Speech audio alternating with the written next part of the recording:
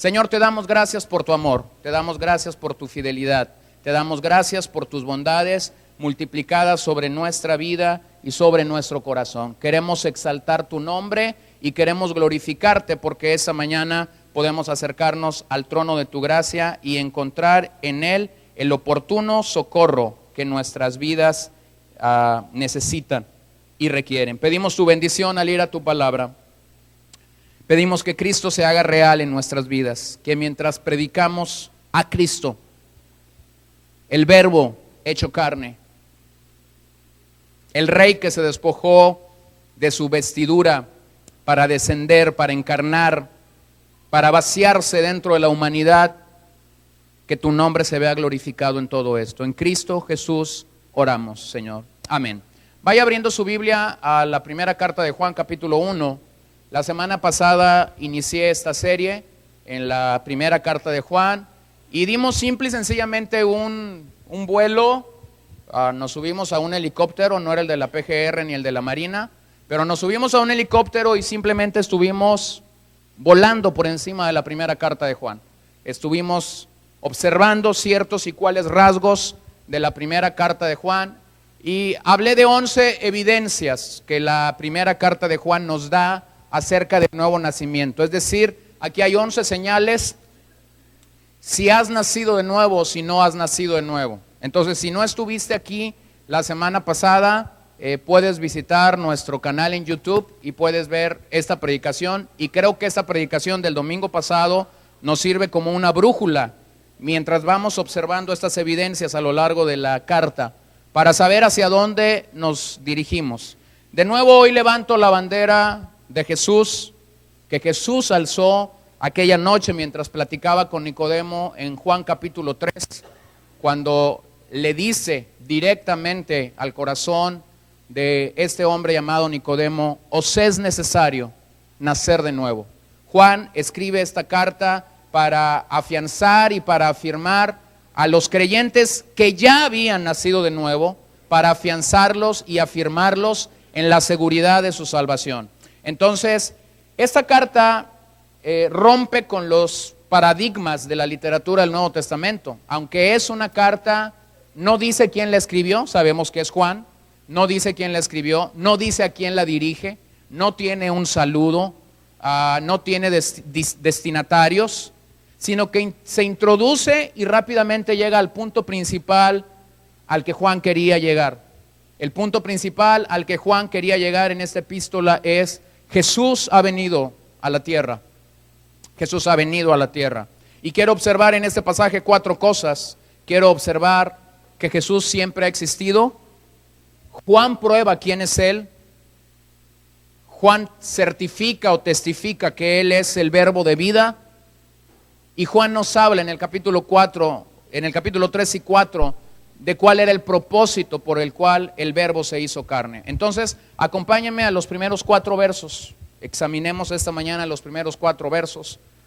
Y nuevamente utilizo durante toda esta serie la Biblia de las Américas. Lo que existía desde el principio, lo que hemos oído, lo que hemos visto con nuestros ojos, lo que hemos contemplado, lo que han palpado nuestras manos acerca del verbo de vida, pues la vida fue manifestada y nosotros la hemos visto y damos testimonio y os anunciamos la vida eterna, la cual estaba con el Padre y se nos manifestó.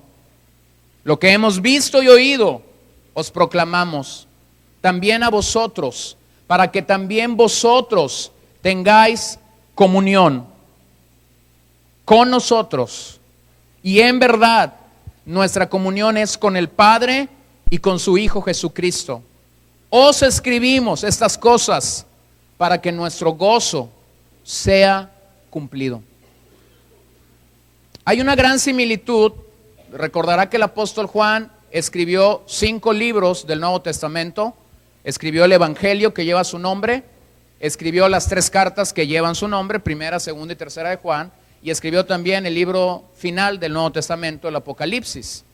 Y usted recordará o usted cuando lee estos primeros 4 versos, y si ha leído Juan capítulo 1, encontrará una similitud tremenda de ciertas cosas que en Juan capítulo 1 se dicen y que en estos primeros 4 versos de la carta también se dicen. Estos primeros versos de la carta de Juan son la introducción que Juan nos da en esta epístola.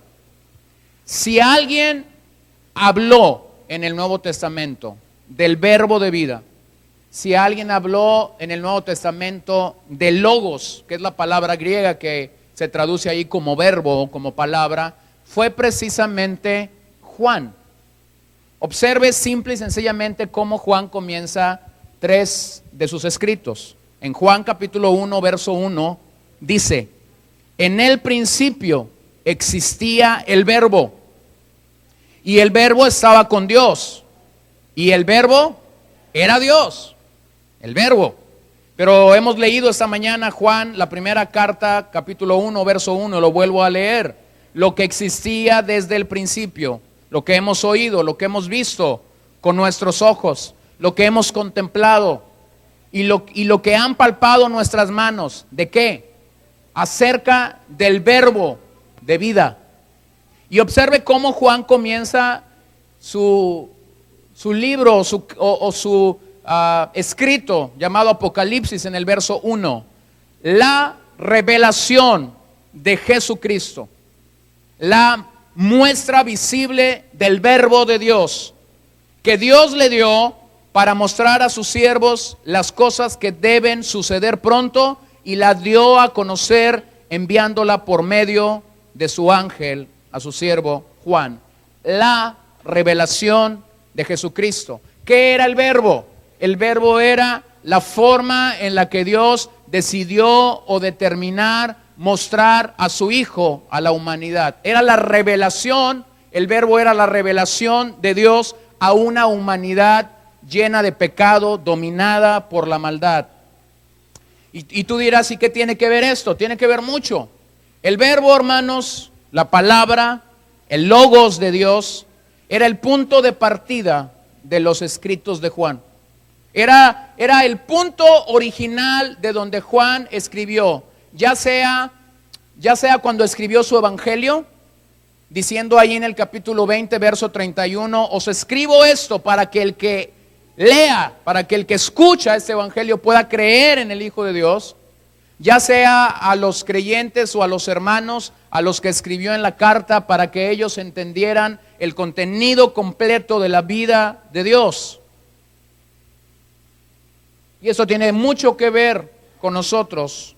El verbo, la palabra de Dios, el logos, debe ser el punto de partida en nuestras vidas y debe llegar a convertirse en el único centro de nuestras vidas. ¿Por qué Juan irrumpe?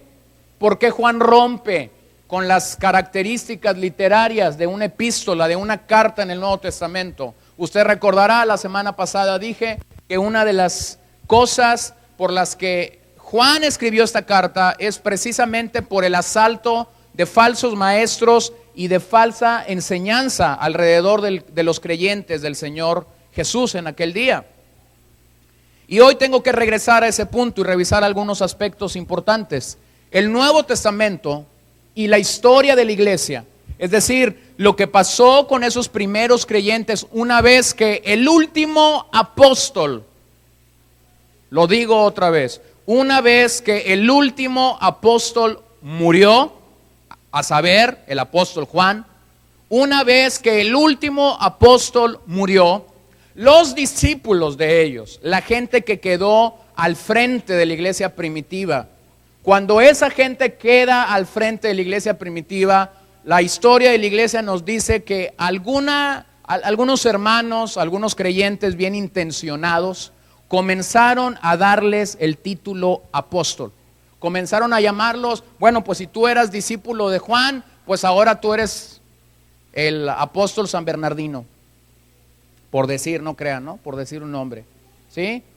Y ellos dijeron, no somos dignos de tal título. No merecemos llamarnos apóstoles. No llenamos las características que ellos llenaron. Y entonces la historia de la iglesia nos dice que el título o el nombre que se le dio a esta gente fue padres de la iglesia. Padres. Gente que estaba teniendo a bien tener un corazón pastoral. Y esto tiene mucho que ver con esta carta. Usted encuentra en esta carta una y otra vez que Juan cuando escribe esta carta se refiere a los creyentes como hijos. Y en otras expresiones se refiere a los creyentes como hijitos. Entonces tenía mucho que ver con esto. Ellos entendían la pasión y la carga de Juan de pastorear la grey del Señor como un padre lo haría con un hijo. Entonces ellos dijeron, por favor, no nos llamen apóstoles. El último apóstol que vivió se llama Juan y ya murió. Cuando la Biblia habla de los apóstoles en el libro de Apocalipsis, que estarán en un lugar de honor, ¿se acuerda de eso? Apocalipsis habla de eso, estarán en un lugar de honor en el cielo. ¿Cuántos apóstoles dice el libro de Apocalipsis que habrá? 12. Y tú me dirás, y el montón que hay hoy día, esos quién sabe dónde se van a sentar. Es más, muchos de ellos, hermanos, ni van a entrar. Porque pueden ser apóstoles, pero muchos de ellos son apóstoles del diablo, no de Jesús. El ministerio apostólico llegó al final con el apóstol Juan, el último apóstol que muere y que nos lega estas epístolas, su propio evangelio y el libro del Apocalipsis. Entonces, el Nuevo Testamento y la historia de la iglesia nos habla del ataque frontal que ha vivido la persona y la obra de nuestro Señor Jesucristo.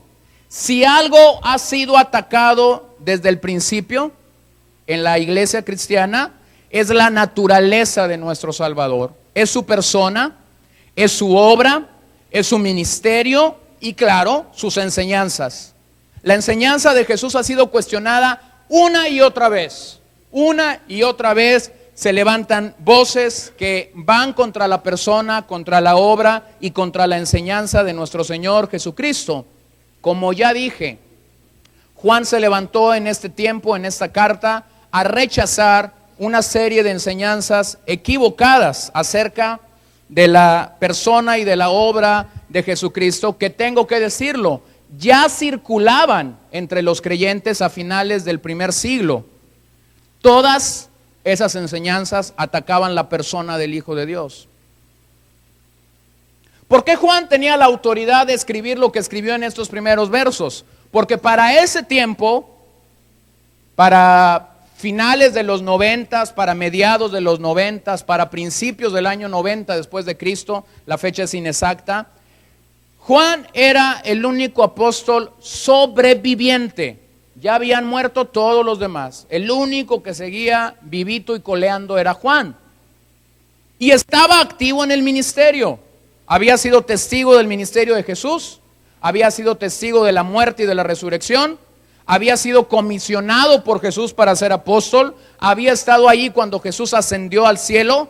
Había experimentado la promesa cumplida el día de Pentecostés de la llegada del Espíritu Santo sobre su vida. Tenía un ministerio activo en el Asia Menor. Nos legó la literatura juanina. Fue exiliado en la isla de Patmos por el emperador. Pero ahora Juan está escribiendo a una generación de cristianos, quizás la segunda o la tercera generación de cristianos. Cristianos que no habían escuchado a Jesús. Cristianos que no habían visto a Jesús. Cristianos que no habían palpado a Jesús, que no lo habían contemplado, al igual que nosotros.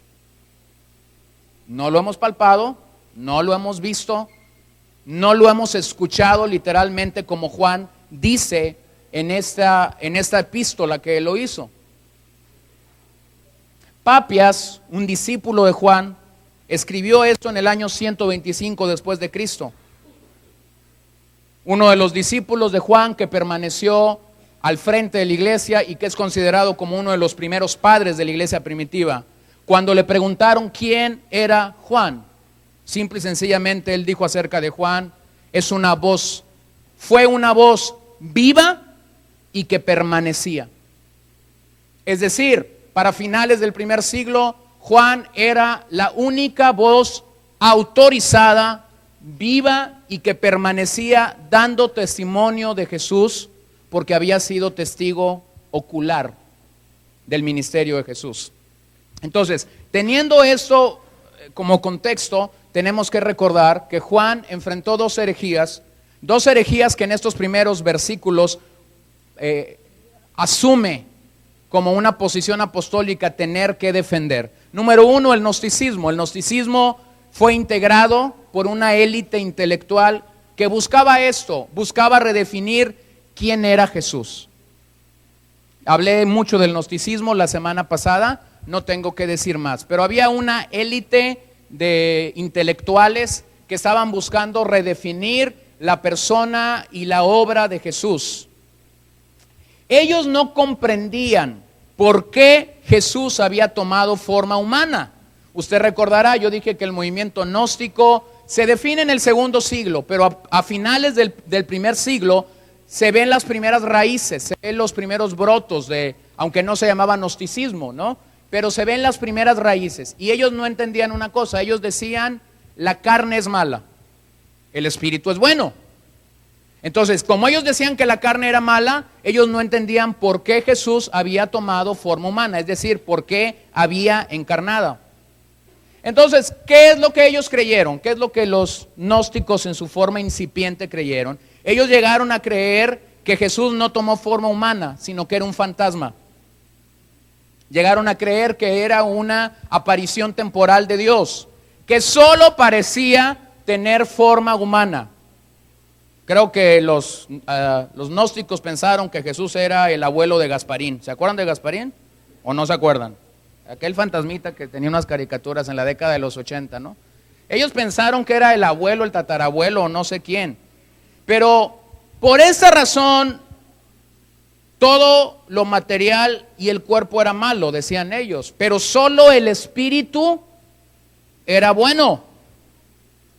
Esto fue lo que produjo que muchos cristianos en el tiempo final del primer siglo, cuando Juan está escribiendo esta carta, muchos cristianos dijeran, ¿puedo hacer con mi cuerpo lo que se me dé la regalada gana? Al cabo el espíritu es bueno. Y si no peco en el espíritu estoy muy bien. ¿Sabe que hay iglesias cristianas en esta hora, en este momento, en este día, que creen eso?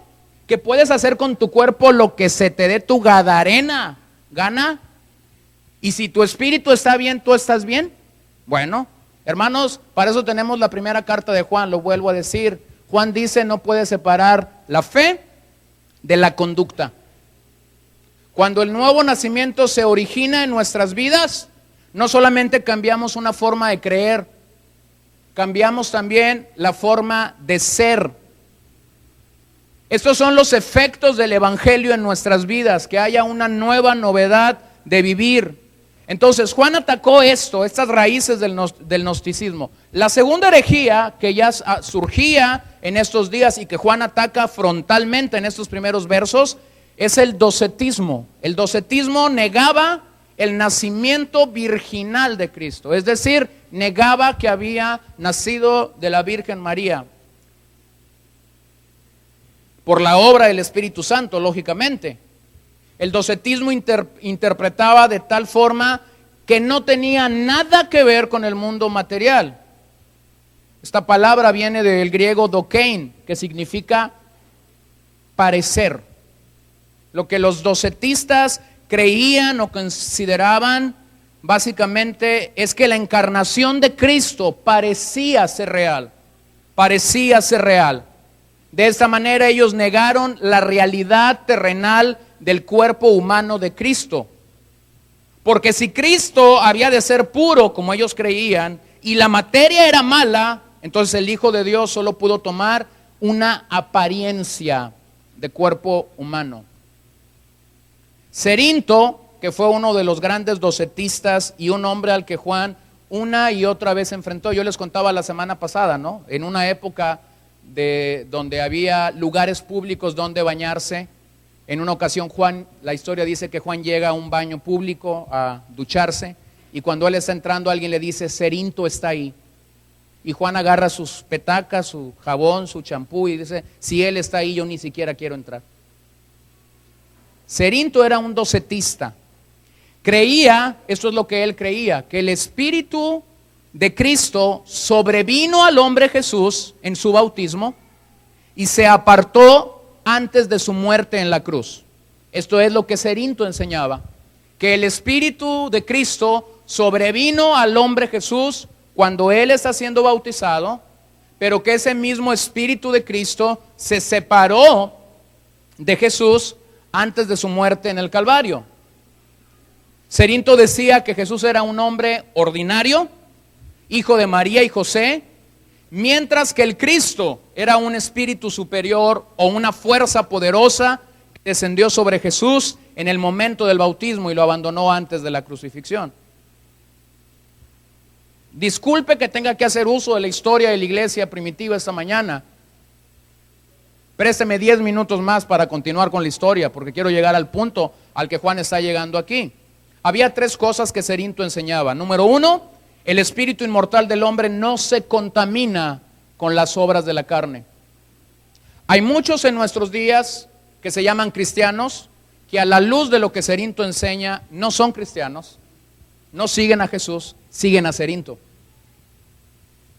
Hay gente autoengañada que cree seguir a Jesús en nuestros días, que no son seguidores de Jesús. Jesús nos llama a nacer de nuevo y ese nuevo nacimiento incluye 2 cosas, tu fe y tu conducta. El cerintanismo sigue penetrando en la iglesia del siglo XXI, quizás con otros nombres, porque déjeme le digo algo ya de paso que estamos aquí, no hay herejía nueva. Todas las herejías que hoy en día la iglesia enfrenta es un regreso a herejías pasadas. La gran mayoría de ellas surgieron los primeros 3 siglos de la iglesia primitiva, o los primeros 3 siglos de la iglesia cristiana.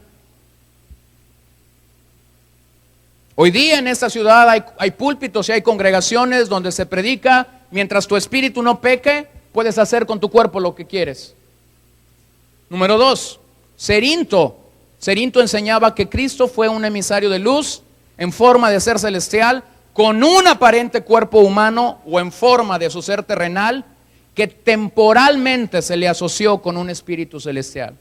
Tercero, Cerinto enseñaba que los seres humanos se dividen en 3 clases. Primero, los incapaces de ningún conocimiento espiritual, los que no tienen ningún conocimiento espiritual. Segundo, los miembros ordinarios de una iglesia, o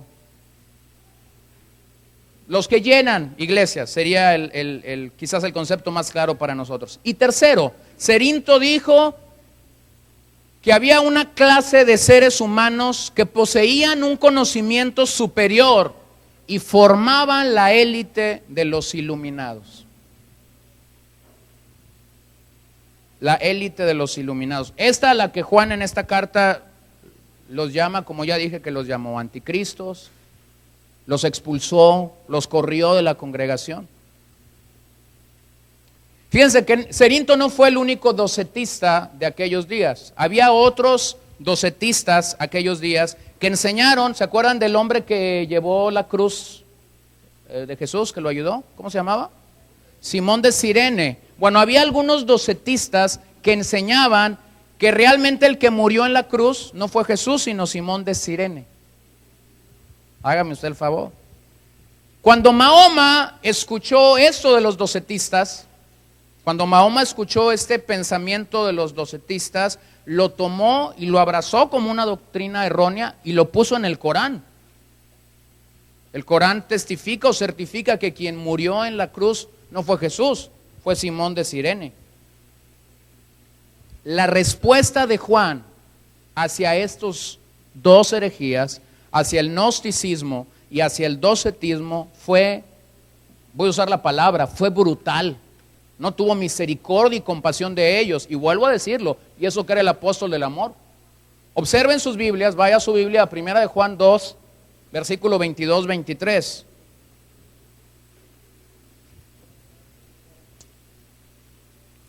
¿Quién es el mentiroso?, pregunta Juan, sino el que niega que Jesús es el Cristo, este es el anticristo, el que niega al Padre y al Hijo.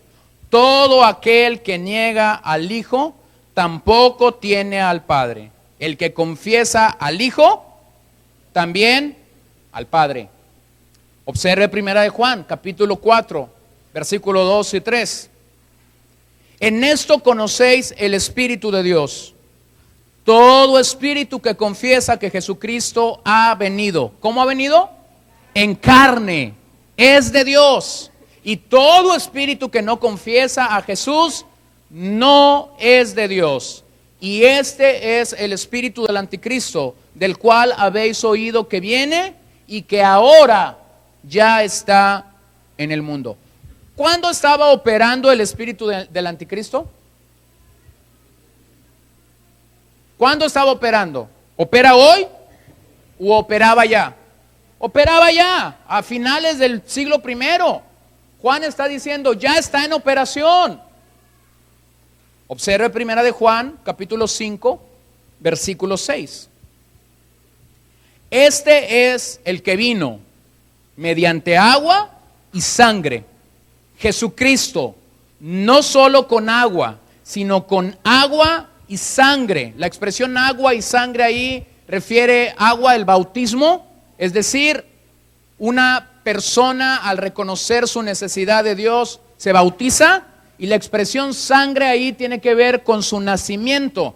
Es decir, lo que Juan está reconociendo es que Jesús había venido en dos maneras. Número uno, había nacido a través del proceso natural que todo niño nace. Hay sangre cuando un niño nace. Recuerdo cuando nació Fernanda, yo estaba ahí en el quirófano para entrar a la cirugía. Y recuerdo que el pediatra, mientras nos estábamos vistiendo y poniendo todas estas cosas, el pediatra me dijo, ¿has estado alguna vez en alguna operación? No, le dije, nunca he estado. Y luego me dijo, pues prepárate, porque la cesárea es la operación más sangrienta que te puedas imaginar. Y yo acababa de tener una experiencia unos 1 o 2 años atrás. Había estado en un cuarto de terapia intensiva con mi papá orando por una persona, y entonces yo le dije, pues mira, operación no me ha tocado, pero nos tocó estar en un caso ahí en terapia intensiva de una persona que se había accidentado, se golpeó el cerebro, le salía sangre por los ojos, le salía sangre por la boca, por las orejas, todavía botaba. Me dice, ¿estás preparado para la cesárea? No, yo nunca he estado en una cosa de esas. Y entonces cuando estábamos ahí, me dijo, ahora viene, me dice, prepárate, porque vas a ver, va a salir un chorro, me dice, de agua y de sangre. Estaban ahí ya para entrar al cuerpo de Paola en la cesárea, y entonces ahí, desde ese momento parecía que una fuente se había prendido, ¿no? Agua y sangre. Entonces, a lo que Juan se refiere aquí es, Jesús nació en el proceso natural que todo niño nace, pero cuando fue necesario, tuvo que ser bautizado. ¿Por qué es que Juan aclara esto? Porque Juan estaba peleando básicamente el que ellos entendieran Jesús había tomado forma humana. Y después dice, y el Espíritu es el que da testimonio, porque el Espíritu es la verdad. Y nosotros pudiéramos pensar, con esos 3 pasajes, con estas 3 escrituras que Juan está alegando, era suficiente para que el gnosticismo y el docetismo acabara en aquellos días. Pero les tengo noticia, esto no fue así. Se dice que los primeros 3 siglos de la iglesia, el gnosticismo se convirtió en una amenaza poderosa para la iglesia cristiana. Fue en este tiempo, en estos primeros 3 siglos y un poquito más, que fue necesario que una y otra vez se levantara la bandera por la persona de Cristo. Platón, uno de los filósofos o pensadores de los griegos, afirmaba o promovió un dualismo. Observen lo que Platón afirmaba. La materia era inherentemente mala y el espíritu era, dígamelo usted, bueno. Entonces Platón era un gnóstico. Pensaba que el cuerpo era algo malo, pero que el espíritu era algo bueno. Fue así como una vez que el canon de la Biblia se cierra, que el último apóstol vivo, Juan, muere, que el movimiento de la iglesia comienza a crecer a través de los padres de la iglesia, fue así que la iglesia se vio en la necesidad de tener concilios, de tener reuniones donde los involucrados en la vida espiritual de la iglesia se juntaban para tomar ciertas decisiones. Permítame terminar de recorrer estos 4 concilios. El primer concilio que se tuvo que dar en este tiempo fue en el año 325 después de Cristo. El concilio fue en Nicea. Se ocupó principalmente este concilio de la persona de Cristo. ¿Por qué se centró en la persona de Cristo? Por una razón. Nuevamente para este tiempo, la persona de Cristo estaba siendo atacada. La conclusión de este concilio es que el Logos de Dios se hizo humano. Y ellos declararon algo que está en la Biblia. El Logos tanto está con Dios como es Dios. De acuerdo a Juan capítulo 1. El Verbo era Dios y el Verbo estaba con Dios. Pero fue necesario que hombres piadosos, hombres que amaban la verdad, levantaran la bandera por la persona de Cristo. 56 años más tarde, en Constantinopla se celebra un segundo concilio. Este concilio volvió a confirmar lo que Nicea había declarado 56 años atrás y rechazó la enseñanza de un falso maestro llamado Apolinar. La enseñanza que Apolinar desarrollaba rápidamente se conoció como el apolinarismo. Apolinar, que era un obispo en la Odisea, enseñó que Jesucristo era plenamente Dios y que tenía cuerpo y alma, pero que su espíritu había sido reemplazado por el Logos. De esta manera, Apolinar negó la humanidad de Cristo en cuanto a la naturaleza humana de Jesucristo. 50 años más tarde, en Éfeso, en el 431 después de Cristo, fue necesario levantarse en contra de un falso maestro llamado Nestorio, y su filosofía llegó a conocerse como el nestorianismo. Nestorio enfatizaba que Cristo parecía tener 2 personas, una divina y otra humana, morando en Jesucristo. Por ello el concilio de Éfeso se levantó a atacarle, ya que Nestorio predicaba solamente a un Salvador humano. Tan solo 20 años después, en Calcedonia, en el año 451 después de Cristo, fue necesario otro concilio. ¿Para qué fue necesario otro concilio? Curiosamente, para nuevamente defender la persona y la obra de nuestro Señor Jesucristo. Se había levantado Eutiques, abad del monasterio de Constantinopla, y había comenzado a enseñar que Cristo tenía una naturaleza divina, porque en la encarnación la naturaleza humana había sido absorbida por la divina, y eso se conoció como el monofisismo. Son muchos datos, hay muchas palabras teológicas que después usted lo puede volver a escuchar y puede leer sobre ello. Pero observe algo rápidamente en los primeros siglos. Una y otra vez los concilios que se levantaron para defender la fe no hicieron otra cosa sino lo que Juan está haciendo en estos primeros 4 versículos de la epístola de Juan. Este último concilio, el de Calcedonia, adoptó la posición cristológica de un padre de la iglesia llamado León. León había expuesto, y esto es lo que nosotros creemos, había expuesto que en Cristo moraban 2 naturalezas completas, la humana y la divina, las cuales estaban unidas en una persona, en una sola persona, a la que la Biblia lo llamó Jesús. Había 2 naturalezas, lo divino y lo humano. Él era 100% Dios y él era 100% hombre. León empleó 4 palabras para describir la naturaleza de Cristo. Él dijo que la naturaleza de Cristo era inmezclable, inalterable, indivisible e inseparable.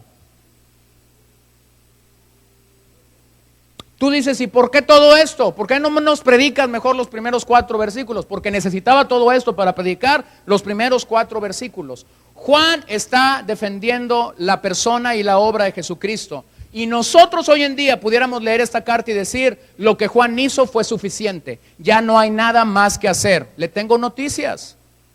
Le he dado un recorrido de los primeros 3 siglos. ¿Qué fue lo que pasó después que Juan murió? Hermanos, la iglesia ha tenido que seguir defendiendo. ¿Qué? La persona, la obra, la enseñanza, el ministerio de Jesucristo en nuestros días. Herejías van y herejías vienen, los nombres cambian, pero todas en algún sentido atacan la persona y la obra de nuestro Señor Jesucristo. Y aquí estamos en el siglo XXI, enfrentando una era posmoderna, enfrentando a una sociedad globalizada, enfrentando a una nueva generación milenial, como se le ha llamado, con un pensamiento distinto al pensamiento que la generación pasada, los mosaicos, tenían acerca de la persona y la obra de nuestro Señor Jesucristo. Pero estoy esta mañana aquí para afirmar las mismas 4 cosas que Juan afirmó en estos 4 versículos. Lo primero que quiero afirmar es: Jesucristo siempre ha existido. Dice el versículo 1, lo que existía desde el principio. Lo que existía desde el principio. El término griego que se usa aquí, no era común. No era común. Para referirse a una persona se usaba el término él. Pero Juan utiliza un término distinto, lo. ¿Por qué es distinto lo a él? El lo, en el sentido original, incluía 2 cosas. Incluía tanto la persona de Jesucristo como incluía el mensaje de Jesucristo.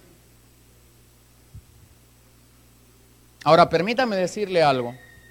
Nosotros tenemos que defender no solo la persona de Jesucristo, nosotros tenemos que defender el mensaje de Jesucristo. Estas primeras palabras se conectan con las del Evangelio de Juan, se conectan con las palabras iniciales de la Biblia: en el principio fue creado. Lo que Juan está defendiendo en estos primeros versos es la preexistencia de Jesús. En esta primera afirmación, Juan está levantando y está básicamente diciendo algo. Jesús no es simplemente alguien que llegó de la nada aquí. El Evangelio se centra en la persona, las palabras y la obra de Cristo. Y de ello el apóstol Juan está dando testimonio. Esa persona, ese mensaje y esa obra de Jesucristo es inamovible. El Evangelio no varía. El Evangelio no puede ser contextualizado. El Evangelio no se puede modernizar para atraer masas o para llegar a más gente. Porque en el momento que eso se hace, entonces tú tienes cualquier cosa menos Evangelio. Lo vuelvo a decir. Dije la semana pasada que el Espíritu Santo no ocupa de nuestra ayuda para regenerar a alguien. Escúcheme bien esto: el Evangelio no ocupa de nuestra ayuda para salvar a una persona. Para salvar a una persona. Jesucristo siempre ha existido. Esto es que Él existió mucho antes de que el mundo fuera creado. Él es el verdadero ser y la esencia de la vida. Él es la misma encarnación de la vida. Por eso no había mejor palabra que Juan pudiera utilizar: el verbo, la palabra de vida, la palabra de Dios, el logos. Jesús en su humanidad encarnó esta vida, trajo esta vida a la humanidad. Él no tuvo comienzo como tú, como yo. Él no tuvo comienzo, Él no fue creado. Él estuvo desde el principio con Dios. Y debemos confiar lo que la palabra de Dios nos dice al respecto. Hay muchos que tenemos muchas limitantes para explicar la preexistencia de Cristo. Hay muchos predicadores, hay muchos pastores, hay muchos maestros, como hay muchos miembros de las congregaciones que tienen dificultad para explicar la preexistencia de Jesús. Pero por fe tenemos que entender y tenemos que aceptar lo que la Biblia nos dice. Este es uno de los cuestionamientos más frecuentes que quizás se te hacen cuando llegas a hablar de Jesús como preexistente. Mira lo que la Biblia certifica. Dice, Salmo 90, versículo 2. Antes que los montes fueran engendrados y nacieran la tierra y el mundo. Diga conmigo esta frase. Desde la eternidad y hasta la eternidad, tú eres Dios. ¿Desde cuándo? Desde la eternidad y hasta la eternidad, tú eres Dios. Juan 17:5, está Jesús orando la famosa oración sacerdotal. Y llega ese momento. Y ahora glorifícame tú, Padre, junto a ti, con la gloria que tenía contigo. Dígame, ¿cuándo? Antes que el mundo existiera. Tú pudieras decir, pero no puedo explicar cómo operó, cómo sucedió esto de que antes que el mundo existiera. No lo expliques, créelo. Créelo. El problema en los días de Juan es que hubo gente que quiso redefinir a Jesús, que quiso hacer ver bien cuate a Jesús, para que la gente pensara que esto era atrayente. Y Juan dice, no, dejémonos de tontadas. Jesucristo siempre ha existido, levantó la bandera de la preexistencia. Entonces, puedes no entenderlo en forma total, puedes no explicarlo en forma total, pero puedes creer lo que la palabra de Dios dice en esta oración. Con la gloria que tenía contigo antes de que el mundo existiera. Usted ha leído la carta de Pablo a los Filipenses en ese magistral capítulo 2, donde se nos habla de la muerte en el Calvario, donde se nos habla de la humillación de Jesús. Y llega un momento en el que San Pablo está escribiendo este pasaje y dice, mas a lo sumo lo exaltó y le dio un nombre que es sobre todo nombre, para que en ese nombre toda rodilla se doble y confiese que Cristo es el Señor. Muchos hermanos, cuando hacen una lectura desligada del contenido total de la Biblia, muchos creyentes piensan que Jesús fue glorificado y recibió esta gloria una vez que murió en el Calvario. No, hermanos, permítame decirte que esto no es así. Jesús el Hijo de Dios ya había sido glorificado, ya había saboreado esta gloria. No es que el premio por morir en la cruz fue que Dios le glorificó, que el Padre glorificó al Hijo. No, aquí está diciendo que Él tenía esta gloria con el Padre antes de que el mundo existiera. Entonces, número uno, Juan está diciendo a estos hermanos, y nos lo dice a nosotros, Jesucristo siempre ha existido. ¿Cuándo ha existido? Siempre. Dígale al que está a su lado, Jesucristo siempre ha existido. Número dos, Juan dice aquí algo interesante. Jesucristo ha probado quién es Él. Juan pasa en este versículo 1, han pasado unos 60 años que Jesús ha muerto. Juan ya no es el mismo joven que seguía a Jesús. Juan ya no es la misma persona que seguía a Jesús mientras fue con él en la barca y caminando y mientras dormía y mientras estuvo en los eventos que estuvo con Jesús. Él ya no era el mismo, ahora es un anciano. Lo primero que Juan afirma es la preexistencia de Jesucristo. Lo segundo que Juan está afirmando en este pasaje es la encarnación de Jesús. Estos versículos o estas palabras usadas por Juan en el versículo 1 nos hablan del aspecto histórico de Jesús. Nos habla de Dios llegando de forma personal al mundo de los seres humanos. Recuerden, los gnósticos pensaban que Jesús tan solo era un fantasma. Y Juan pasa en estos versículos a desmentir. Observe los 4 rasgos que Juan usa en estas palabras. Lo primero que él dice es que Juan y los primeros creyentes oyeron al Hijo de Dios.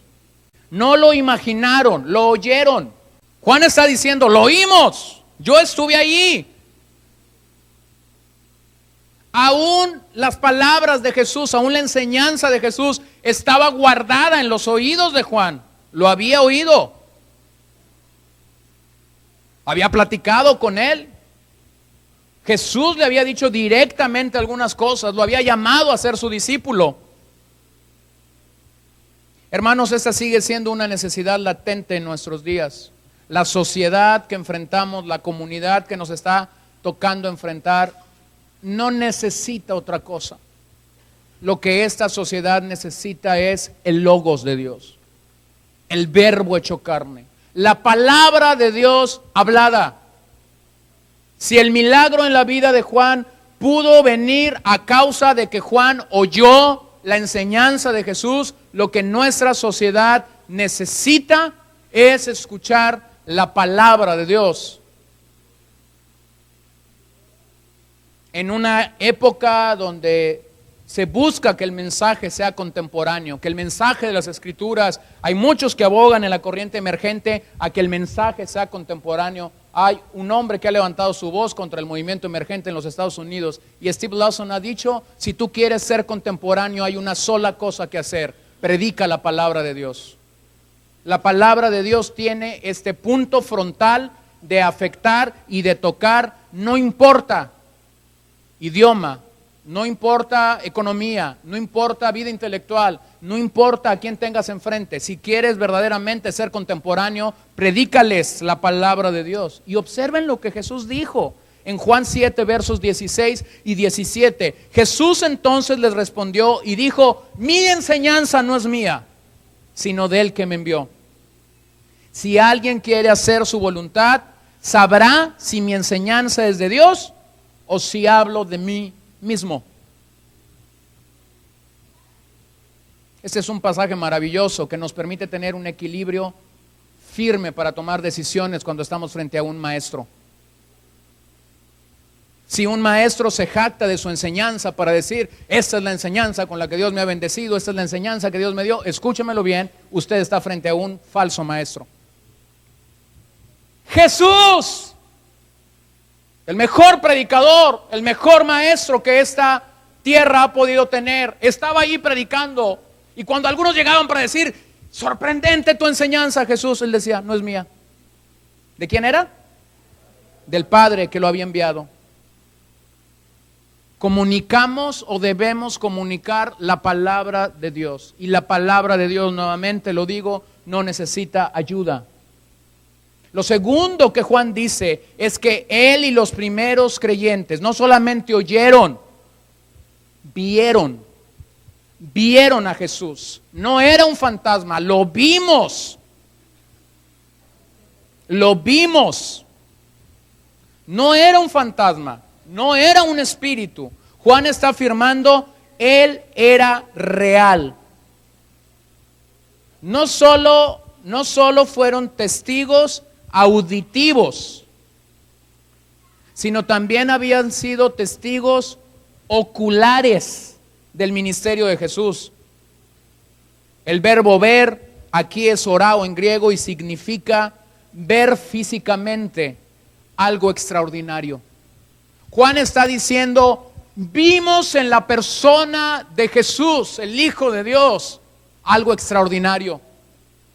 Algo simple y sencillamente maravilloso que no podemos callar, que tenemos que decir lo que vimos. Observe ahí en Hechos capítulo 1, versículo 21 al 22. Por tanto es necesario que de los hombres que nos han acompañado todo el tiempo que el Señor Jesús vivió entre nosotros, comenzando desde el bautismo de Juan hasta el día que de entre nosotros fue recibido arriba, uno sea constituido, ¿qué? Testigo con nosotros de su resurrección. Se ha ahorcado Judas, usted sabe, los 12 ya no son 12, ahora son 11. Están ahí en el capítulo 1 y ellos dicen: necesitamos que se levante de entre los que lo vieron, de entre de los que lo escucharon, dentro de la comunidad que fue testigo de su resurrección. Necesitamos que se levante un hombre. Hermano, aquí hay otro rasgo del verdadero apóstol. Para que alguien sea un verdadero apóstol, escúchelo bien, tuvo que haber visto a Jesús literalmente con sus ojos. Tuvo que haber escuchado de labios, de la boca de Jesús su enseñanza. Y tercero, tuvo que haber sido testigo de su resurrección. Ningún hombre de nuestra era califica o llena estos tres requisitos. Lo hemos visto por fe, hemos escuchado su enseñanza a través de la palabra y claro está, creemos en la resurrección por el testimonio de las Sagradas Escrituras. Si tan solo el cristianismo del siglo XXI usara este pasaje, tan solo este pasaje, ninguno otro, para decir por qué creer o no creer en tanta gente que se hace llamar apóstol en nuestros días, tendríamos muchas respuestas. Entonces tuvieron que levantar a un testigo ahí en el capítulo 1, Matías, usted lo sabe. Tuvieron que levantarle en medio de la comunidad de creyentes que habían atestiguado y que habían estado con Jesús. Juan no solamente dice lo hemos oído, no solamente dice lo hemos visto. Lo tercero que él dice es que él y los primeros creyentes contemplaron al Hijo de Dios. Esta palabra pudiera ser muy, a lo mejor piensas que es repetitiva en nuestro español, dices tú, bueno, pues ya lo vieron, ¿no? Contemplar aquí es el verbo theomai y significa ver literalmente algo que es sobrenatural. Algo que es sobrenatural. Esa palabra significa que ellos observaron algo durante un largo tiempo. ¿Para qué? Para estudiarlo y comprenderlo. Ellos no tuvieron una mirada lejana de Jesús, sino que ellos tuvieron la oportunidad de concentrarse en su persona y en sus hechos para seguirle. Siglos atrás el profeta Jeremías había escrito este pasaje de las Escrituras: mas el que se gloríe, gloríese de esto, de que me entiende y me conoce. Pues yo soy el Señor que hago misericordia, derecho y justicia en la tierra, porque en estas cosas me complazco, declara el Señor. El que me entiende y me conoce. Esta fue la oportunidad que los apóstoles, los primeros creyentes, tuvieron al ver a Jesús. Lo pudieron entender, lo pudieron conocer, como Jeremías había testificado siglos atrás. De esta manera, Juan está llegando al equilibrio de algo. Dice que vio a Jesús. Y dije que el primer ver es ver algo que es sobrenatural. Pero contemplar es ver algo que es extraordinario.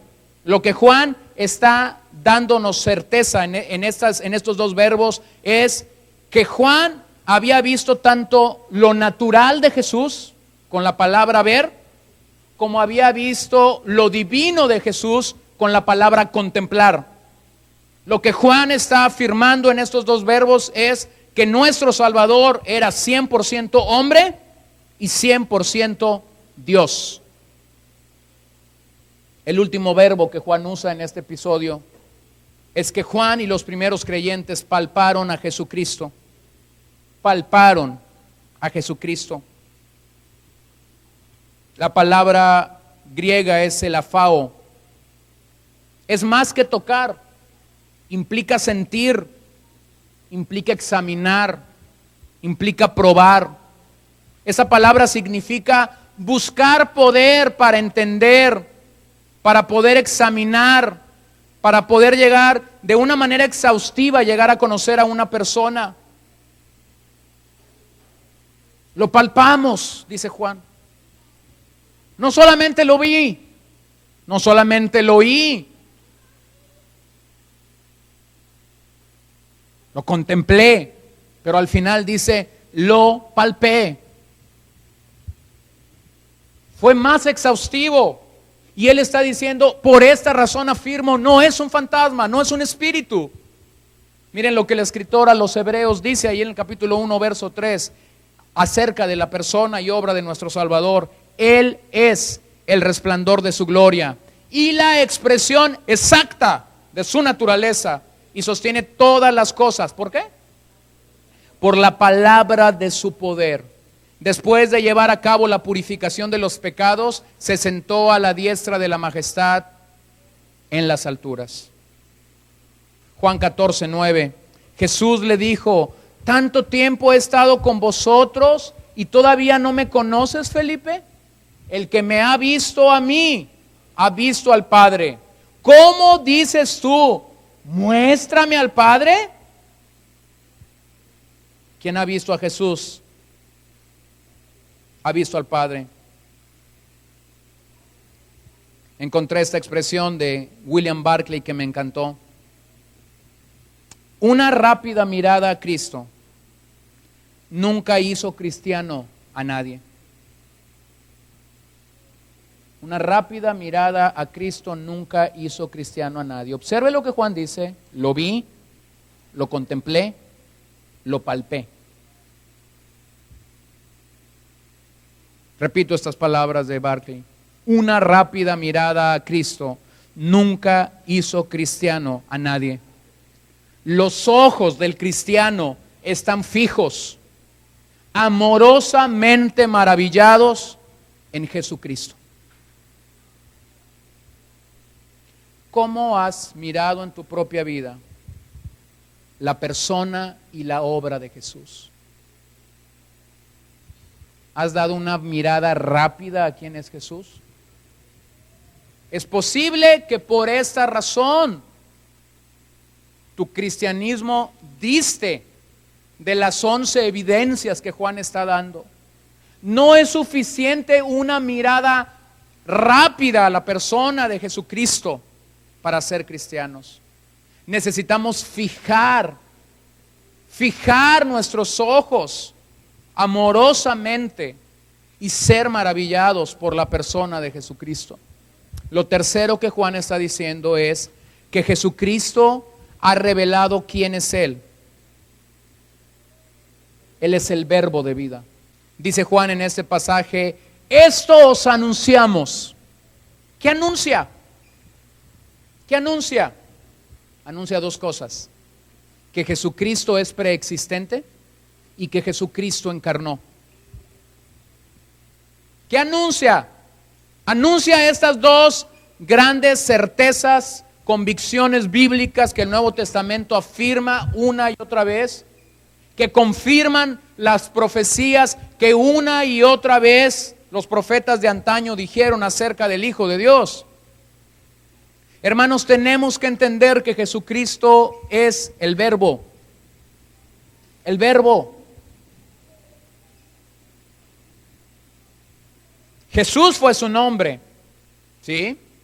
El Cristo era un título que designaba al ungido de Dios, que designaba al elegido de Dios para venir y morir en el Calvario.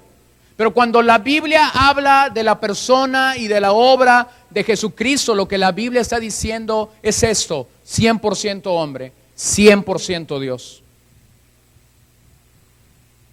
Sí, porque algunos preguntan, ya me traes en el enredo, ¿quién es Jesús? ¿Quién es Cristo? ¿Quién es Jesucristo? Entonces los digo, el nombre era Jesús, el Cristo era un título que manifestaba que era el elegido, el enviado de Dios a morir en el Calvario. Pero cuando los escritores usan la expresión Jesucristo, están hablando precisamente de esta certidumbre y creencia que la Biblia nos da: 100% hombre, 100% Dios. Jesucristo es el verbo, es decir, la expresión de una idea, un pensamiento, una imagen mental de una persona. Pero también Juan pasa a decir que es la palabra de vida, el verdadero mensaje de vida, la buena nueva de vida. Por eso es que una y otra vez decimos, predicamos a Cristo, no de Cristo. Predicamos a Cristo. Nuestro mensaje, la exposición de las Escrituras nos tienen que llevar a Cristo. Nos tienen que llevar a ver la imagen de Cristo en nuestras vidas. Nos tienen que quebrantar para venir a Cristo humillados y rendidos. Le preguntaron en una ocasión al gran predicador inglés Charles Spurgeon, ¿qué crees que es el éxito de tu predicación? ¿Por qué crees que tantos, miles y miles están haciendo colas mucho tiempo antes de que la reunión empiece? Y el hombre dijo lo siguiente: el tipo de mensaje que trazo es que primero les hablo acerca de la ley. Primero trazo lo que la ley dice que un hijo de Dios debe de vivir, y posteriormente, cuando los he llevado a la ley, trazo una línea recta hacia el Gólgota y los llevo a los pies del Calvario. Eso lo hago cada domingo, eso lo hago cada vez que predico. El día domingo predicaba varias veces, y eso lo hago cada vez que predico en la semana. Los llevo a la ley. Cuando la ley ha redarguido la conciencia de los que me escuchan, entonces trazo una línea recta a los pies del Calvario. Mis mensajes, decía él, terminan con la persona de Jesucristo, con la victoria de la cruz. Hermanos, este es el mensaje que puede verdaderamente hacer nacer de nuevo a la gente. No es un mensaje maquillado del Evangelio, no es un mensaje mutilado del Evangelio, es un mensaje que habla de la persona de Jesucristo, que proclama su vida, su obra y estas convicciones de las que Juan estaba hablando en este pasaje. ¿Cómo lo pudiéramos entender de una manera más clara? Lo diría así: Jesucristo nos manifestó o reveló la vida. Es decir, Él nos mostró que la vida está en Él. La vida está en Él. Hermanos, la vida no está en la iglesia. La vida no está en las relaciones que hacemos en la iglesia. La vida no está en lo que haces o dejas de hacer. La vida cristiana, la vida espiritual está en Cristo. Yo he conocido creyentes que cuando les hago la pregunta, ¿y por qué vas a esta iglesia? ¿Por qué te congregas ahí? Porque el ambiente está muy bueno. Y con eso me ha contestado. Yo no le dije, ¿eres cristiano sí o no? Pero cuando alguien me dice, no, es que el ambiente está bien bueno ahí, lo único que me está diciendo es que no es cristiano. Porque un cristiano busca el mensaje de Cristo, busca que el centro de su vida sea la persona de Cristo. Entonces, Él vino a comunicarnos esta vida. ¿Se acuerdan de Jesús mismo allá en Juan capítulo 14 diciendo, yo soy el camino, la verdad y la vida? Lo he dicho una y otra vez, nadie tiene problema con el camino y con la vida. Lo que nos hace tropezar es la verdad.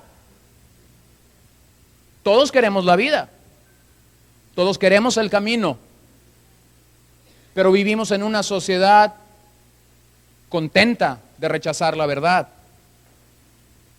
¿Cómo debemos entender esto? No solamente Él nos manifestó esa vida.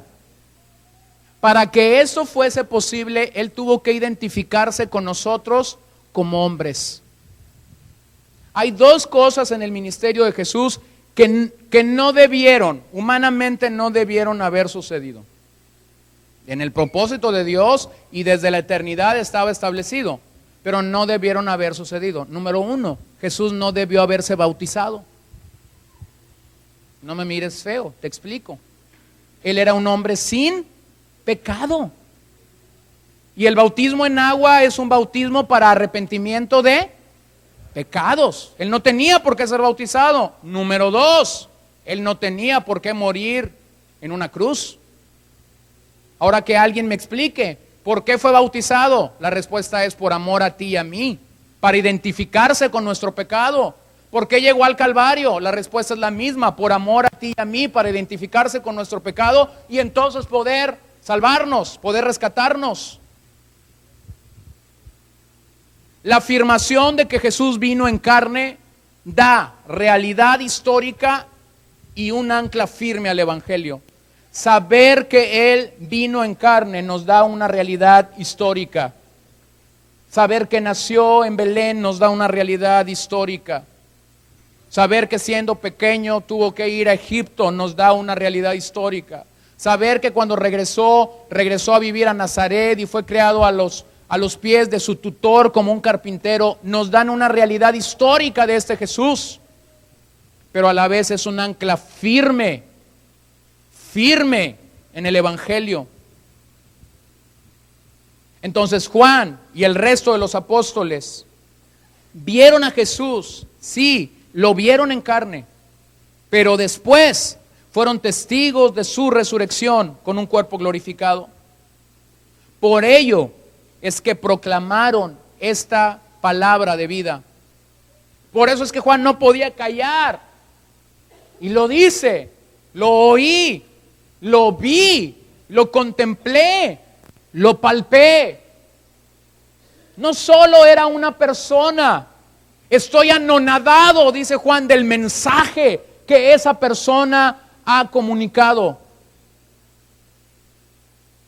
Así como no podemos separar la fe y la conducta en la vida de un cristiano, escúcheme esto, no podemos separar la persona del mensaje de Jesucristo. En nuestros días quizás pueda haber un relajamiento y la persona de Cristo no estar siendo atacada tan vorazmente como se vivió en estos primeros siglos de la iglesia cristiana. Pero déjame decirte qué es lo que sí está siendo asaltado una y otra vez: el mensaje de Jesucristo. El mensaje de Jesucristo está siendo asaltado una y otra vez. Y no podemos separar la persona del mensaje de Jesucristo. Termino en el versículo 3 y 4. Lo último que Juan dice es que Jesucristo vino a la tierra con un propósito que era mucho más glorioso de lo que nosotros podemos imaginarnos. ¿Cuál fue el propósito de la venida de Jesús? Estos pasajes nos lo dicen. Él vino para que los hombres tuvieran comunión con Dios y con su Hijo Jesucristo. ¿Para qué vino?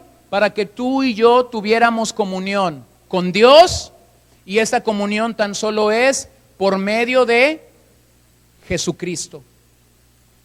¿Se acuerdan de Pablo escribiendo a los Romanos capítulo 5 verso 1? Justificados pues por la fe, tenemos paz para con Dios. ¿Por quién? Por medio de nuestro Señor Jesucristo. El propósito de la encarnación de Jesús, ¿por qué es que por qué es que el Hijo de Dios tuvo que tomar forma humana?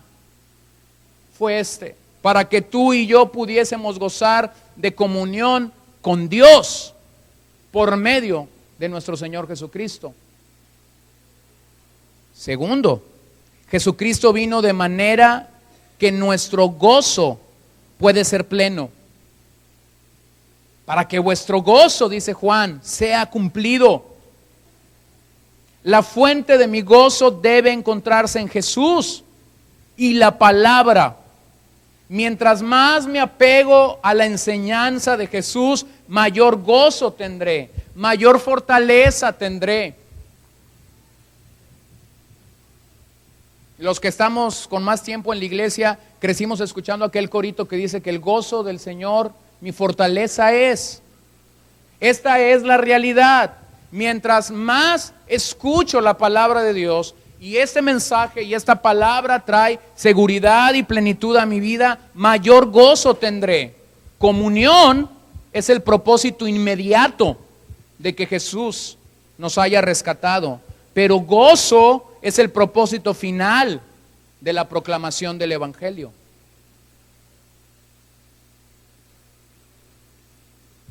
Juan buscaba proteger a los creyentes de la falsa enseñanza. Y la primera prueba que él da en este pasaje, la primera evidencia de la que él habla es que los creyentes son protegidos dentro de la comunión con Dios. Observe esto, versículo 3. Vuestra comunión es, ¿con quién? ¿Con quién dice? Con Dios. Ay, van a decir algunos, yo pensé que era con los hermanos. Y aquí está el error, hermanos. Hay gente que llega a la iglesia y cuando llega a la iglesia dice, wow, voy a tener comunión con 100 que están ahí reunidos. Aquí hay 150 oportunidades de tener comunión con alguien. Para no irnos en blanco, no has nacido de nuevo. Uy, van a decir unos, ya nos volviste a decir primos. ¿Sí? Es que la comunión no es primero con los creyentes. ¿Qué dice Juan? Primero mi comunión es con Dios por medio de Jesucristo. ¿Sabes por qué batallamos increíblemente con la comunión los que nos decimos creyentes?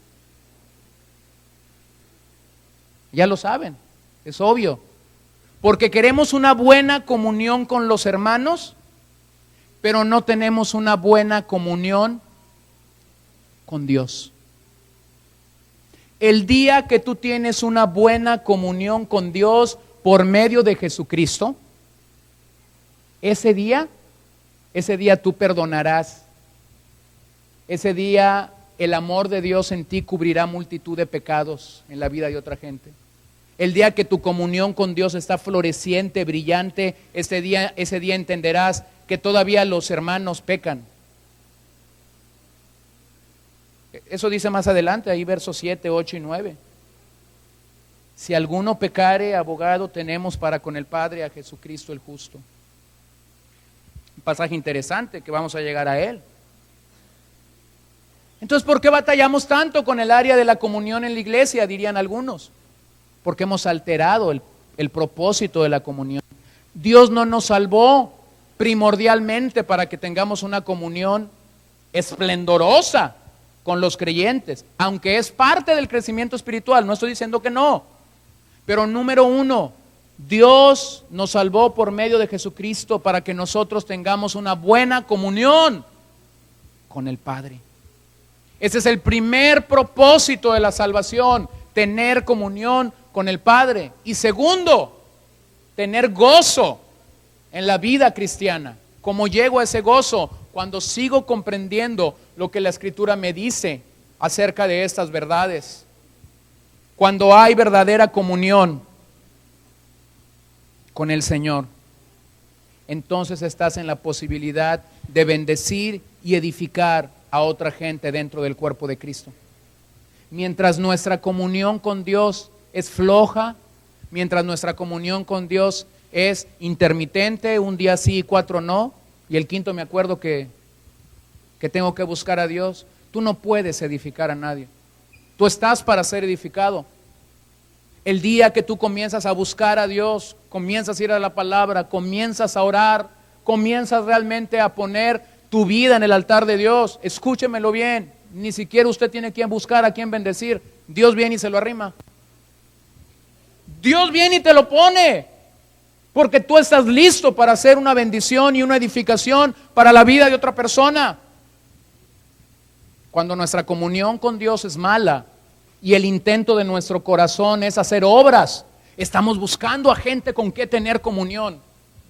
Y Dios siempre, no sé por qué nos juega esta broma. La gente en la que nosotros pensamos que podemos tener comunión nos cierra la puerta. Nos dice, no tengo tiempo, regresa mañana, háblame mañana al celular, y en vez de decirte 6681 te dicen 6688, y tú estás marque y marque 6688. No, nunca te va a contestar.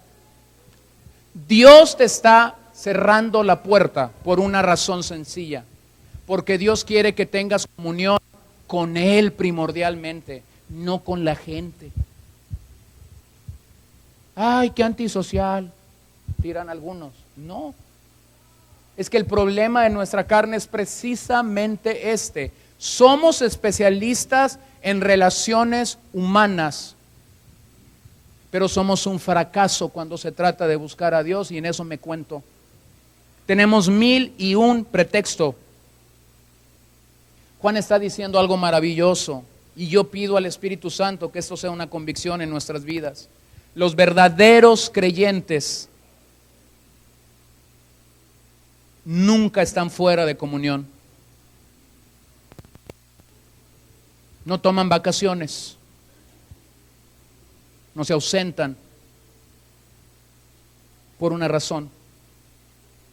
La verdadera comunión a la que Juan está hablando en este pasaje está ligada con la salvación. Una persona salva busca comunión con Dios. Una persona salva busca comunión con otros creyentes, solo después de que ha tenido esa comunión con Dios.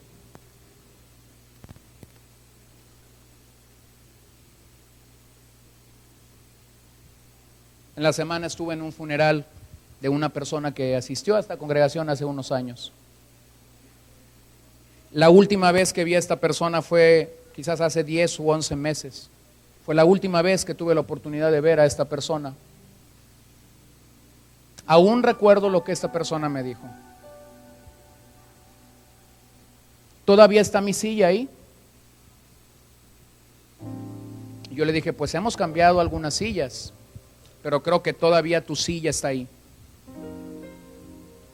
Y él me dijo, un día regresaré. Si quieres, está bien. Hoy tengo que darte la noticia, nunca regresó. La verdadera comunión no permite que mi vida se aleje, número 1, de Dios, número 2, de la familia que Él me ha dado. Porque escuche bien lo que terminamos con eso. Verdadera comunión no tiene que ver con algo sensorial, con algo místico. Verdadera comunión tiene que ver con una relación con el Padre por medio de nuestro Señor Jesucristo. Solo cuando esto sucede es que podemos tener verdadera comunión con otros. Solo cuando tu primer enfoque en la comunión es Padre, Padre, solo entonces llegarás a tener verdadera comunión con otros.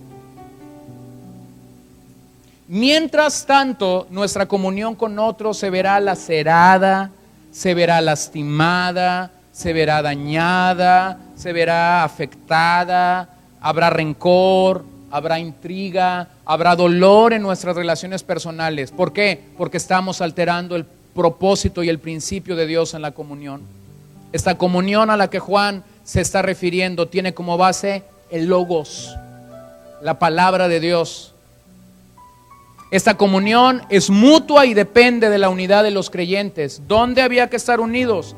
En la enseñanza que el apóstol Juan está dando. Pero Juan aboga también que debe renovarse. ¿Y cómo renovamos esta comunión? Al estar continuamente con el Padre. Entonces, una correcta cristología es la primera prueba de nuestra comunión con Dios.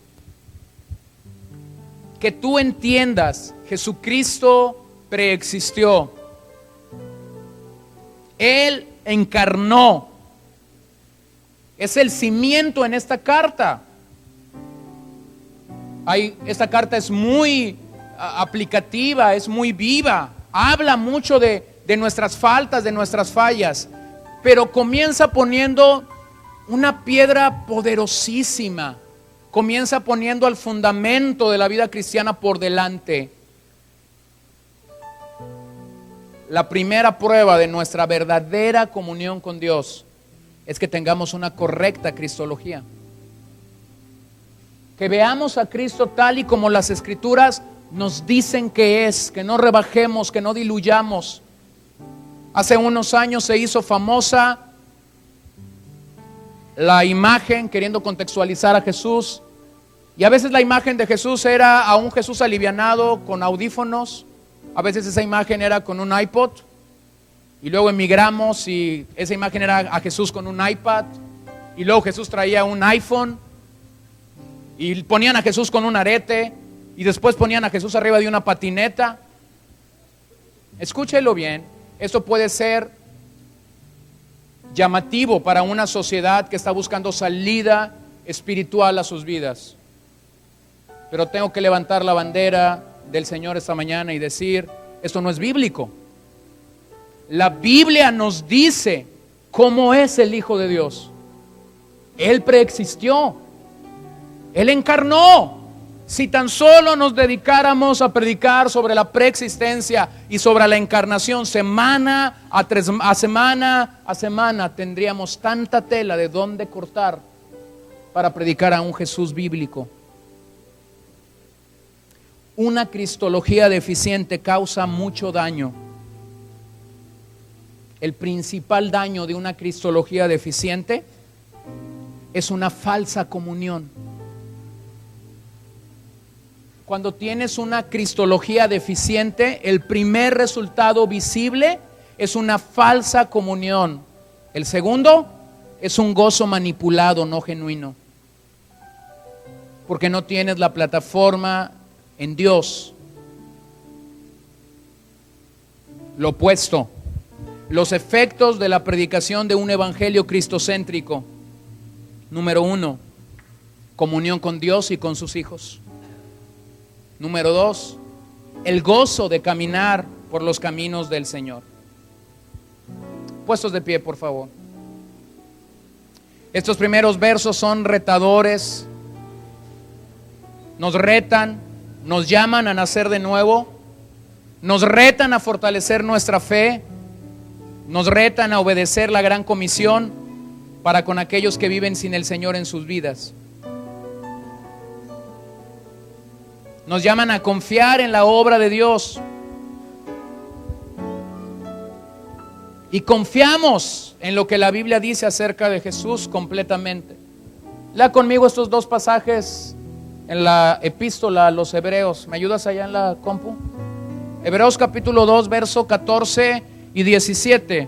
Así que por cuanto los hijos participan de carne y sangre, dígalo conmigo, Él igualmente participó también de lo mismo, para anular mediante la muerte el poder de aquel que tenía el poder de la muerte, es decir, el diablo, y librar a los que por el temor a la muerte estaban sujetos a esclavitud durante toda la vida.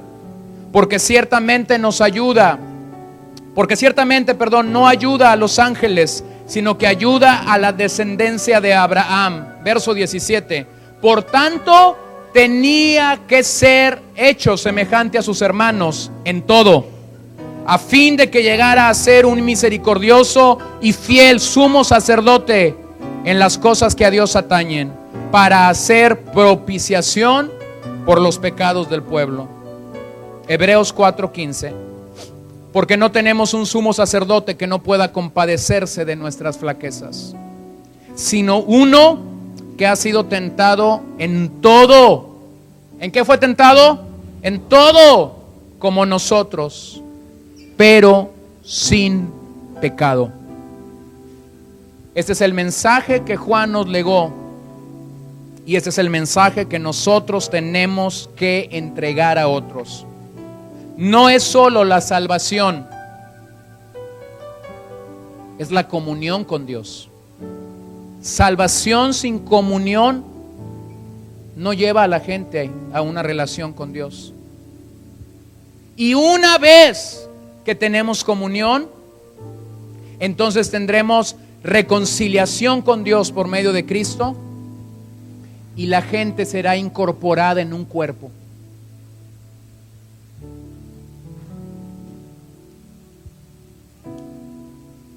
Quizás tú eres nuevo aquí. Quizás tienes poco tiempo, algunas semanas, meses o pocos años. Siempre incorporarnos a un lugar nuevo es difícil o adverso, ¿no? Llegas a un hotel. Yo tengo un tremendo problema cuando llego a dormir en un hotel. La primera noche no duermo. Estoy ahí, veo el techo, siento la sábana, la cobija, veo las ventanas, veo el techo, sigo viendo el techo. yo ya lo sé. Tengo ese tremendo problema de adaptación. Automáticamente la segunda noche llego, me tiro a la cama y estoy roncando. Pero quizás tú has estado aquí y no entiendes la comunión. Y ya fuiste con un hermano acá y este hermano te saludó de una forma que a lo mejor tú no sentiste que te recibió y tú dijiste, pues a ese ya no lo saludo, entonces me voy para acá. Y quizás tú fuiste para acá y acá te hicieron una mueca diferente y tú tampoco este lo saludo, entonces voy para allá. Y allá igual, y allá igual, y allá igual. Y tú dices, estos hermanos son bien raros. Intuyo las risas, concluyo las risas. Escúchame bien. Comunión número 1 no es con nosotros. Comunión número 1 es con Dios, por medio de nuestro Señor Jesucristo. Y cuando esa comunión está bien, puedes recibir a cualquier persona, por una razón. Porque Dios nos bendice con su amor. Y la Biblia dice que su amor cubre multitud de pecados. Entonces oremos esta mañana. Vayamos a Dios. Señor, te damos gracias por tu palabra. ¿Cuántas veces hemos tropezado con la persona y la obra de Jesús? Hemos visto todas estas escrituras donde se nos hablan acerca de cómo Juan y los apóstoles defendieron la persona y la obra de Jesús, la historia de la iglesia primitiva, la historia de la iglesia cristiana, cómo es que durante estos primeros 3 siglos tuvieron que levantarse para defender la bandera de la persona y la obra del Hijo de Dios. Quizás hemos llegado o aún no hemos llegado a tu pueblo, a tu cuerpo. Quizás tan solo estamos mirando de lejos la obra de Jesús.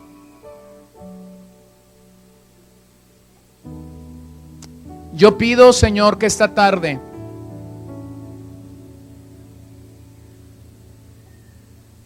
tú ministres nuestro corazón y nos lleves a entender lo que Juan dice en este pasaje, lo que oí, lo que vi, lo que contemplé, lo que palpé acerca del verbo de vida, acerca del logos. Esto es lo que anunciamos. Que nuestra mirada pueda fijarse anonadadamente en ti, maravilladamente en ti, amorosamente en ti. Que busque tener esta comunión con el Padre por medio de nuestro Señor Jesucristo. De tal manera que como Pablo pueda decir, Abba Padre, todas las cosas son posibles para ti. Y entonces vuestro gozo os será cumplido, Señor. Llénanos, invádenos de una verdadera comunión con el Padre. Redargúyenos. Perdónanos las veces que hemos preferido estar con otros que pasar tiempo contigo. Perdónanos las veces que hemos dejado nuestra lectura de la palabra para más tarde. Las veces que hemos dejado de orar para más tarde. Perdónanos las veces que mezquinamente hemos estado involucrados en situaciones que en nada edificaban mi espíritu, pero traían placer a mi carne. Perdónanos, perdónanos. Invade a tu grey en este lugar con un denuedo, con una pasión para proclamar el mensaje de Jesucristo en este tiempo. El único mensaje que da vida y el único mensaje que tiene el poder de transformar y de quebrantar vidas para llevarlas a arrepentimiento genuino. Entonces, Señor, si yo he tenido una falsa conversión, es porque no me he encontrado con la persona y la obra de Cristo. Quizás me he encontrado con Vida Nueva, quizás me he encontrado con otra iglesia, quizás me he encontrado con un predicador en la web, quizás me he encontrado con un escritor en sus libros, quizás me he encontrado con un cantante en su música. Señor, eso es vano, eso es temporal. Lo único que verdaderamente nos salva y nos rescatará del pecado y del infierno es que nos encontremos con Cristo, con el Verbo de vida, con el Logos de Dios. Yo pido que si alguno aún no ha fijado su vista en ti, tu palabra y tu Espíritu Santo lo redarguya para llevarlo a ti, para trazar esa línea recta a los pies del Calvario y poder vivir arrepentidos y genuinamente buscando tener comunión con el Padre por medio de nuestro Señor Jesucristo. Ahí donde estás, levantas tus manos un momentito y dale gracias a Dios por esta comunión. No siendo dignos ni merecedores de tener comunión con Él, Él ha tenido a bien enviar a su Hijo, encarnar, vivir, morir, resucitar por nosotros, para llevarnos al Padre y presentarnos y poder gozar de comunión, dulce comunión que podemos tener contigo, Señor. Te damos gracias. Cuando estábamos hundidos en nuestros pecados y en nuestros delitos, tuviste misericordia de nosotros. ¿Cuánto te